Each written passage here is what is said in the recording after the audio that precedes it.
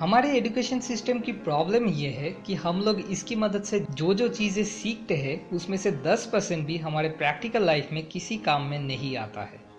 इसीलिए practical life में चलने के लिए हम लोग रिक्वायर्ड प्रैक्टिकल एजुकेशन हमारे पेरेंट्स या फिर हमारे आसपास की लोगों से कलेक्ट करते हैं। अब इसमें प्रॉब्लम ये है कि अगर हमारे पेरेंट्स वर्ल्ड के टॉप 1% लोगों में से नहीं है तो वो लोग अनकॉन्शियसली हम लोगों को कैसे अमीर बना जा सकता है वो सिखाने की जगह कैसे गरीब बना जाता है वो सिखाते रहते हैं, क्योंकि वो लोग भी बचपन से यही सीखते आते हैं। एक बच्चा अगर अपने पेरेंट्स से पूछे मुझे पढ़ाई क्यों करना चाहिए, ज़्यादातर में उसे जवाब मिलता है पढ़ाई करके तुम्हें कोई अच्छी सी नौकरी पाना है जिससे कि तुम बहुत सारे पैसे कमा सको। रॉबर्ट कियोसाकी के पुअर डैड मतलब उनके अपने पिता जिन्होंने पीएचडी किया था लेकिन फिर भी हमेशा फाइनेंशियली स्ट्रगल करते थे, वो भी यही कहा करते थे। लेकिन रॉबर्ट के रिच डैड मतलब उनके एक फ्रेंड के डैड जो कि सिर्फ 8th ग्रेड पास थे लेकिन हुआई के सबसे अमीर आदमी थे, वो कुछ और ही कहते थे। वो बोलते थे तुमको पढ़ाई करना है ताकि तुम बड़े होकर खुद की अपनी एक कंपनी खोल सको और बाकी लोगों को अच्छे जॉब ऑफर कर सको।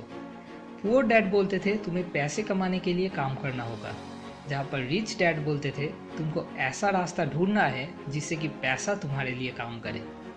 हम गलती क्या करते हैं, क्योंकि हमारे आसपास कोई रिच डैड्स नहीं मिलते हैं, इसीलिए हम लोग पुअर डैड से फाइनेंशियल एजुकेशन कलेक्ट करते हैं, जिस वजह से हम में से ज़्यादातर लोग पुअर डैड्स की तरह ही गरीबी में ज़िंदगी गुजार देते हैं। लेकिन अब इंटरनेट कनेक्शन इतना एडवांस होने की वजह से हमें रिच डैड्स को ढूंढने में कोई तकलीफ ही नहीं होना चाहिए।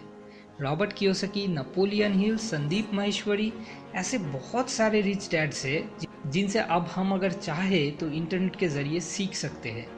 स्मार्ट आइडिया 1, सही आदमी से सही चीज़ सीखना। नौकरी मिलने के बाद ज़्यादातर लोग सबसे पहले क्या करते हैं, एक बाइक खरीदते हैं या कुछ ऐसी चीज़ खरीदते हैं जो खरीदने का बहुत दिनों से उनका डिज़ायर था। अब मैं 2 टर्म्स को डिफाइन करने वाला हूँ, एक है एसेट्स और दूसरा है लायबिलिटीज़।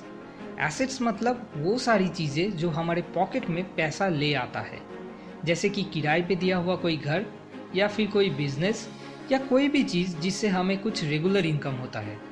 और दूसरी तरफ है लायबिलिटीज़, जो हमारे पॉकेट से पैसे को बाहर ले जाता है, जैसे कि बाइक, हफ्ते में 4 दिन पेट्रोल भरना पड़ता है, या कोई भी एक्सपेंसिव मोबाइल जिसकी कोई ज़रूरत नहीं है, कुछ साल या कुछ महीने बाद जो पूरी तरह से ख़राब होने वाली है। इन सब चीज़ों को लायबिलिटीज़ कहते हैं और यही सब चीज़ें अमीर बनने में रुकावट है। तो क्या हमें कोई भी बाइक या कोई भी एक्सपेंसिव मोबाइल यूज़ करना नहीं चाहिए? नहीं, ये गलत बात है। सिर्फ हमें ये ध्यान में रखना है कि हमारी इनकम की मैक्सिमम परसेंटेज एसेट्स में इन्वेस्ट हो और मिनिमम परसेंटेज लायबिलिटीज़ के पीछे खर्च हो। मतलब हमें इनकम की एक फिक्स्ड मैक्सिमम अमाउंट पहले ही साइड करके रखना होगा एसेट्स के पीछे इन्वेस्ट करने के लिए, फिर सब ज़रूरत की खर्च करने के बाद इनकम की मिनिमम परसेंटेज लायबिलिटीज़ के पीछे खर्च करना है। तभी जाके धीरे धीरे अमीर बना जा सकता है, और नहीं तो जितनी भी इनकम आए अगर उसके साथ साथ लायबिलिटीज़ भी बढ़ते रहे तो हालात हमेशा एक जैसा ही रहेगा। Smart idea 2, maximum assets minimum liabilities. Income करने की प्रोसेस नॉर्मली 2 तरह के होते हैं, एक एक्टिव और दूसरा पैसिव। एक्टिव इनकम मतलब आप जब तक काम करोगे सिर्फ उसी टाइम में ही आपका कुछ इनकम होगा। मतलब जैसे कि कोई दुकान, जब तक दुकान खुला रहेगा और आप दुकान में बैठ के चीज़ें बेचोगे तब तक ही आपका इनकम हो रहा होगा। लेकिन जब आपका दुकान बंद होगा और आप घर में सो रहे होगे तब आपका इनकम भी बंद होगा। दूसरी तरफ है पैसिव इनकम, मतलब जहाँ पर आप जब कोई काम नहीं भी कर रहे हो तभी भी ऑल द टाइम आपका इनकम हो रहा होगा। जैसे कि मेरा ये छोटा सा यूट्यूब चैनल, मैं जब घर में सो रहा हूँ तब भी मेरे चैनल पे व्यूअर्स मेरे वीडियोस देख रहे हैं और उसी से ऑल टाइम मुझे इनकम हो रहा है।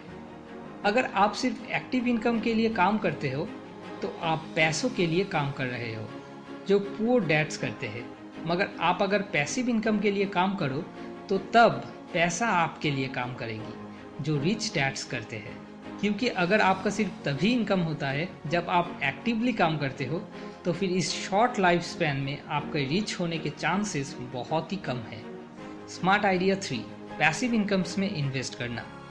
ये 3 स्मार्ट आइडियाज मुझे रॉबर्ट कियोसाकी की book rich dad poor dad से मिला है। अगले वेडनेसडे फिर लौट आऊंगा नया एक यूजफुल टॉपिक लेके। ऐसे और भी वीडियोस पाने के लिए और कनेक्टेड रहने के लिए सब्सक्राइब बटन पर क्लिक करना ना भूलें।